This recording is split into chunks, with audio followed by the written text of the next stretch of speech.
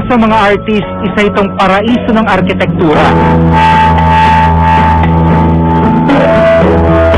Para sa mga mag-isang irog, ito ay bayan ng fairy tale. Pero para sa akin, para itong kwento ng isang tinapay. Dalawa kahari ang minasa sa iisang bansa matapos ang World War I ng mga Amerikano. Ang Czech at Slovakia naging iisang tinapay, Czechoslovakia. Binudburan ng iba't ibang topping.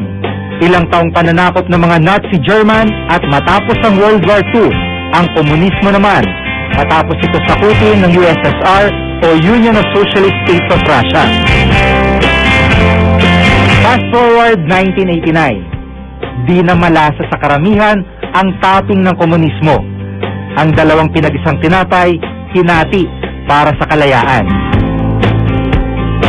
Galing man sila sa isang Slavic tribe ng Europe, magkaiba naman ang kanilang pananaw at antas ng pamumuhay. Ang Czech Republic na ngayon nag-uumapaw sa topping ng kaginawaan at ang Slovak o Slovakia kailangan pa ng pampalasa.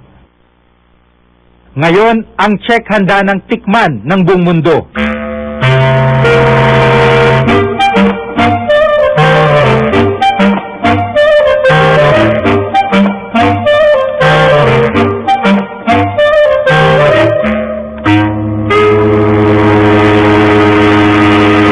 Dito, di kompleto raw ang paglilibot sa siyudad ng Prague kung di ka dadaan sa Charles Bridge, ang tulay na kumukonekta sa Prague Castle at makasaysayang isprinita ng siyudad.